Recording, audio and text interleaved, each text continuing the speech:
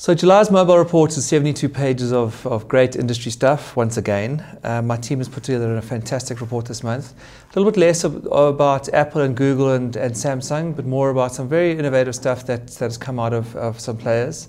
I'm going to start off with some news in the local market, not really mobile, but very important for the education and online space. The program for Gauteng Online, which has been really to connect the schools, has gone from one issue to another, and unfortunately they've had to allocate another 126 million rand to the company running it, called Cloudseed, for another 3 months. So we really need to get to the bottom of what's happening with Gauteng Online. It's not really what the kids need to be putting up with. As a guest at Tsogo Sun, you're now going to have Wi-Fi in all their different hotels and rooms for free, which is fantastic. Samsung, okay, there is a Samsung article, has to be one for every month. Samsung S4 is now at 20 million users for the last 2 months, 20 million sales for the last 2 months, becoming Samsung's most popular phone to date, according to those sales so far. A fantastic phone, and really it has set the lead for in the industry. Another trend is the move to mini smartphones. So we had the Samsung S3, Galaxy S3, and then the smaller version. The S4 is going to have the same thing. So while Samsung has already done the larger phones and having the mini one, we might see that Apple might have to add a larger phone to their mix to keep relevant. In terms of innovation, the guys out of MIT, always interesting, have done some work to use Wi-Fi technology to be able to see through walls. So just as radio signals from the likes of what have I got here? So as the likes of radar and sonar but looks at the signals bouncing back, you're going to be able to start looking through walls to see people's movement behind those walls using Wi-Fi. Might be an interesting thing for technology and security in a house. There's not meant to be anyone at home, and your Wi-Fi router picks up that there's someone moving around in your house. Some interesting stuff happening there. What else? Interesting, we all know that in-flight entertainment can be extremely boring or not work at all, and you have the person pointing and touching the screen behind you and bouncing the seat. Not pleasant, but Southwest Airlines in the States and have teamed up with Dish Network, which is like DSTV in this country, to provide in-free TV on mobile devices. So you bring your own iPad or iPhone, and you suddenly get access to television content as well. So that's a nice thing for in-flight entertainment. A big story around the world has been Ubuntu and the Ubuntu Edge. It's their first hardware out of the Canonical organization, which is founded and run by Mark Shuttleworth. So Ubuntu Edge is going to be dual boot the Ubuntu Touch and Android operating systems. And in terms of the Edge itself, it's one of the biggest crowdfunding projects. They're looking for $32 million to actually have the device developed and built. So hope that does get it. If you have some spare cash for about $800, I think you can get yourself onto that list. They've done about $7 or $8 million so far.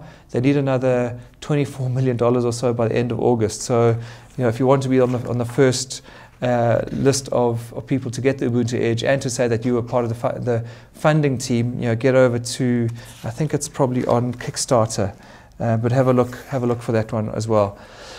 Very interesting, and this is the Apple story.